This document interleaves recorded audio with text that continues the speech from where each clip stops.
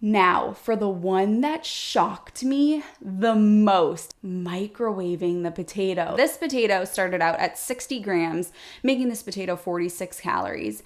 After cooking it, the potato was only grams, which means that this doubles the calorie density to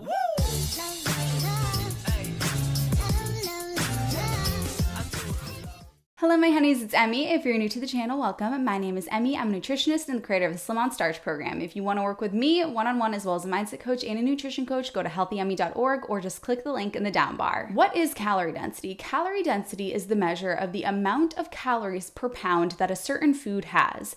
Apples, for example, have 236 calories per pound, whereas chocolate has about 2,400 calories per pound.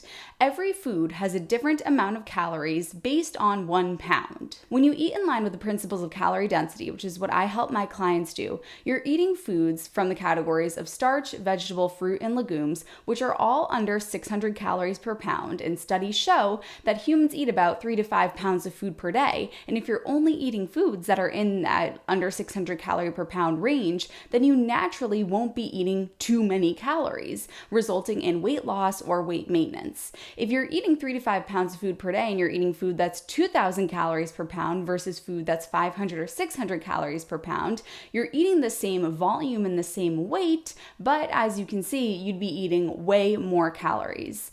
By eating starches, vegetables, fruits, and legumes, you free yourself from needing to count calories because all of these foods are naturally low in calorie density, which means you can fill up your stomach, you can eat an abundance of food, and you won't take in too many calories or drive yourself crazy with calorie counting. As you can see here from this fantastic graphic provided by Forks Over Knives, we'll fill our stomachs with what we need to feel full physically. We've got to fill that stomach, and if we're filling it with calorie dense foods that are high in calorie density like meat and cheese and oils and processed foods, then with the same amount of calories we're only going to fill up a small amount of our stomach. But with a small amount of calories eating low calorie dense foods, you're eating a large volume of food, allowing you to feel full. So how do you become successful on a calorie density style diet, a slim on starch diet, a starch solution diet, the things that I talk about on this channel and that I do with my clients? Does it mean that you have to memorize the calorie density of every single food? Absolutely not, because as I spoke to earlier, all whole starches, wet starches, vegetables, fruits, and legumes are naturally less than 600 calories per pound. So you don't have to memorize how many calories per pound are potatoes, how many calories per pound is rice, how many calories per pound are vegetables, how many calories per pound are grapes and bananas and mangoes. These are all going to be under 600 calories per pound. The caveat here that a lot of people don't realize is that this is the raw weight of these foods that's being considered. This is the calorie density of these foods without the consideration of how they are being cooked. So this begs the question, does the calorie density of these foods change after we cook them? Well, let's think about this. What does the cooking process do? The cooking process takes water out of the foods, or in some cases adds water back into the foods in order to manipulate the taste and the texture and how that food interacts with our palate. So if you take apples, for example, and you eat the apples raw, it's going to taste a lot different than if you slice the apples into apple slices and put them into the oven and bake them into apple chips. You're removing a ton of the water, almost all of the water, when you turn them into apple chips. And I'm sure that you can attest to the fact that if you eat one apple versus if you have 5 apples worth of apple chips, you won't feel half as full as if you had the whole apple itself. This is because water takes up space. And when we remove water from something, we're actually increasing the calorie density of it. So if you have apples that are 236 calories per pound in comparison to dried apple slices, which are 1,200 calories per pound, you can clearly see there that removing the water from something is going to increase the calorie density. Now, I need to make something very clear.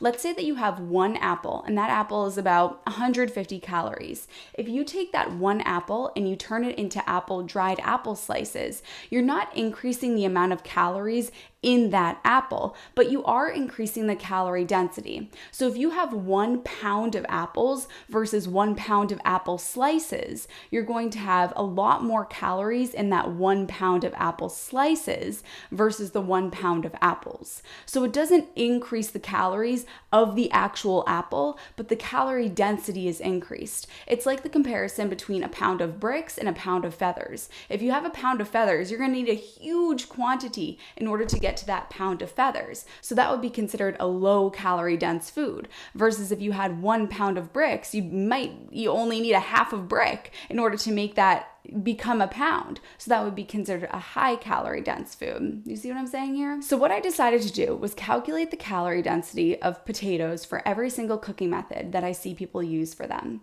Let me put in a disclaimer here that this does not mean that one cooking method is better or worse or healthier than another. All this means is that when we remove water from a food, we can increase, or if we add water back into a food, decrease the calorie density of that food. The intention of this video is not to make it so that you swear off certain cooking methods forever, or that you only abide to certain cooking methods. The purpose of this video is to help you expand your knowledge of how calorie density works and have some tools in your back pocket. If you find that you're not achieving the weight loss that you want to, you can pull out these tools and consider what cooking methods have I been using lately and which ones do I want to pull in. By no means is this the holy grail of cooking methods.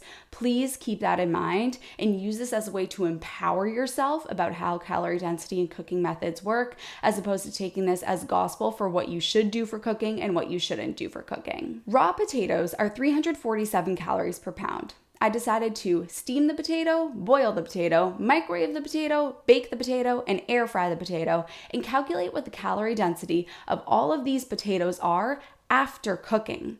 Because what I see people do is they air fry their potatoes and they say, all I'm eating is air fried potatoes, and air fried potatoes are 350 calories per pound. Why isn't this working? Well, wait until the end of this video, because the last one that I'm going to show you is the calorie density of air fried potatoes. And you might be shocked. Starting out with steaming the potato. I took a potato, which came out to be 77 grams raw, which means that this potato is 58 calories.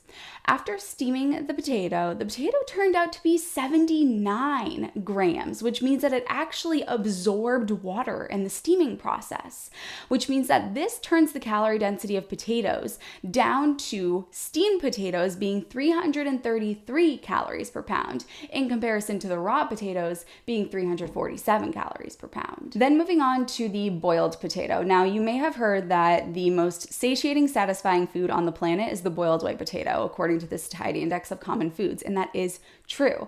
And it's because, the proof is in the pudding here. So this raw potato was 68 grams, which makes this one potato 51 calories. After cooking it, it increased to 70 grams, which means it absorbed water in the boiling process, which lowers the calorie density from 347 calories per pound to 330 calories per pound. This is the lowest calorie density that I saw, which means that the boiled white potato is going to be the most proactive toward your weight loss goals. Now moving on to the baked potato. This potato raw was 60 grams, which means that this potato was 46 calories. After cooking it, it did lose some of the water. It turned out to be 51 grams, which brings the calorie density up to 410 calories per pound. The way that I baked this guy was I poked some holes in it and just put it directly into the oven. If I were to have wrapped it, it would have retained some of the water, some steaming would have gone on, but this was a traditional baking of just putting it straight into the oven. And that does increase the calorie density a bit as the water leaves the potato. By the way, if you are enjoying this video, please hit the thumbs up button and the subscribe button. It really supports my channel. Now, for the one that shocked me the most, I could not believe this. Microwaving the potato. Those microwaves are strong, honey. This potato started out at 60 grams, making this potato 46 calories. After cooking it, the potato was only 30 grams, which means that this doubles the calorie density to nearly 700 calories per pound, 696 calories per pound, microwaving the potato. I will put the disclaimer in that this potato looked like it had been in a pickle jar for a half a century by the time that I pulled it out, so perhaps I did over microwave it just a little bit, but microwaving really does pull out a lot of the water, increasing calorie density tremendously. And then everybody's favorite way to make potatoes, and I can't blame you for this one, because it does pull out a lot of the water, and the more water that is pulled out, water has 0 calories, it just takes up space, the less concentrated the sweetness is. So when we pull out the water, the more concentrated the taste and the flavor is, the more delicious it is. Our lovely air fryer. So air frying the potatoes. potatoes. This potato started out at 72 grams, making the potato 55 calories. After cooking, the potatoes came out to be 43 grams, meaning that the air fried potato is 581 calories per pound. What does this mean for you? It means that if you are eating in line with the principles of calorie density and you are eating air fried potatoes versus boiled potatoes, you might end up eating even close to double what you would if you were eating boiled potatoes, because the boiled potatoes are actually adding in water. They suck up some of the water. Same with the steamed potatoes, which means you're going to feel a lot more full on a lot less calories when you're eating the boiled and steamed potatoes versus when you're eating the air fried or the microwaved or even the baked potatoes. If you want to work with me personally, as well as a mindset coach and a nutrition coach, and get results like these, then click the down bar or go to healthyeemmie.org. I love you guys, and I'll see you in my next video.